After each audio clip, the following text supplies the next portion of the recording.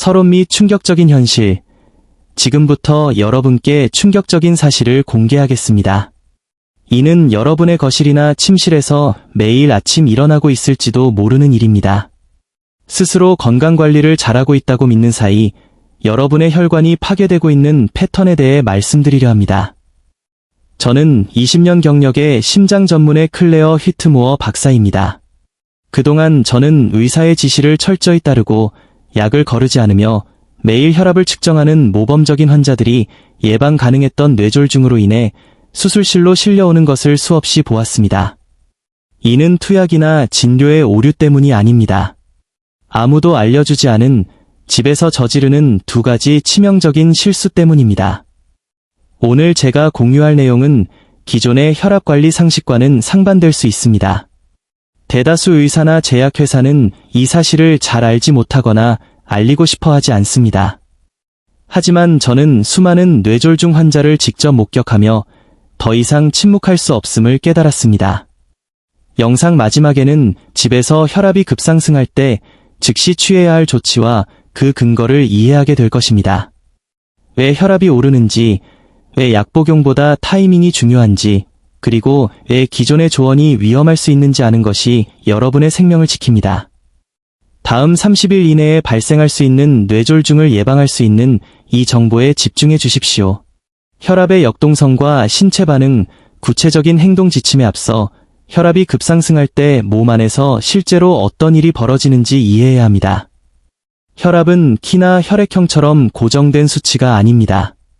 신체 활동과 뇌의 사고에 따라 매 순간 변화하는 역동적인 측정값입니다. 건강한 사람도 하루 동안 혈압이 30에서 40포인트 정도 변동할 수 있으며 이는 정상적인 생리 현상입니다. 소화 중에는 장으로 혈류가 몰려 혈압이 상승하고 수면 중에는 대사 요구량이 낮아져 혈압이 떨어집니다. 계단을 오를 땐 산소 공급을 위해 상승하고 독서할 땐 휴식을 위해 하강합니다. 이는 뇌, 심장, 신장, 혈관 및 호르몬이 협력하는 정교한 피드백 시스템의 결과입니다.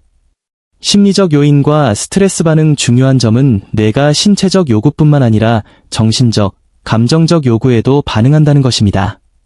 스트레스, 불안, 공포를 느낄 때 뇌는 즉각적으로 혈압을 높이는 호르몬을 방출합니다. 진화론적으로 이는 포식자로부터 도망치기 위한 생존 기제였습니다. 아드레날린과 코르티솔이 분비되어 심박수를 높이고 혈관을 수축시켜 근육과 뇌로 혈류를 집중시키는 것입니다. 현대 사회에서는 재정적 스트레스나 인간관계 갈등이 이 반응을 유발합니다. 특히 혈압 수치에 대한 걱정 자체가 동일한 스트레스 반응을 일으킨다는 사실이 치명적입니다.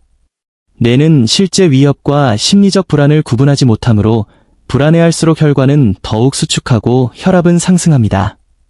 가정 내 혈압 측정의 함정, 진료실에서 자주 보는 사례를 말씀드리겠습니다. 한 환자가 아침에 일어나자마자 불안한 마음으로 혈압을 잽니다. 수치가 높게 나오면 불안감이 엄습하고 2분 뒤 다시 측정하면 수치는 더 올라갑니다. 공포 속에 반복 측정할수록 아드레날린 수치가 높아지며 혈압은 계속 치솟습니다. 결국 몇 시간 만에 고혈압 위기 수준에 도달하여 병원을 찾게 됩니다. 이는 심혈관 질환 때문이 아니라 측정 행위 자체가 유발한 예기 불안 때문입니다. 반복적인 측정 행위가 본인이 해결하려는 문제를 오히려 악화시키는 셈입니다. 마이클의 사례, 측정 중독의 위험성. 68세 환자 마이클의 사례는 이를 잘 보여줍니다. 그는 가정용 측정기를 구입한 후 수치에 집착하기 시작했습니다. 약간의 상승에도 공포를 느껴 하루에 15에서 20회씩 혈압을 쟀고 결국 3가지 혈압약을 복용하면서도 수치는 떨어지지 않았습니다.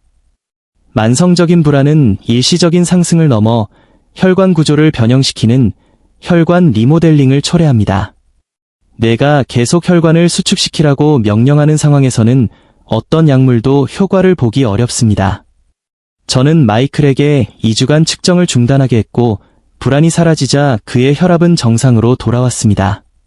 결국 약도 원래대로 줄일 수 있었습니다. 첫 번째 지침, 올바른 측정 프로토콜. 혈압이 급상승할 때 여러분이 즉시 실현해야 할 첫 번째 규칙은 별표 하루 한 번만 측정하는 것 별표입니다. 매일 아침 기상 후 30분, 약 복용 및 식사 전이 가장 좋습니다. 5분간 차분히 호흡하며 안정을 취한 뒤 수치를 보지 말고 측정하십시오. 기록한 뒤에는 수치가 어떻든 절대 다시 재지 마십시오. 단일 수치는 중요하지 않습니다. 중요한 것은 장기적인 패턴입니다. 반복 측정은 데이터로서 가치가 없으며 불안만 가중시킵니다. 혈압 수치별 대응 가이드 수치에 따른 정확한 행동 요령은 다음과 같습니다. 140, 90, 180, 110 사이, 증상이 없다면 기록만 하고 관찰하십시오. 이 패턴이 일주일간 지속되면 의사와 상담하십시오.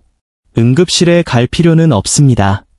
180, 110 초과, 증상 없음, 고혈압 긴급 상황입니다.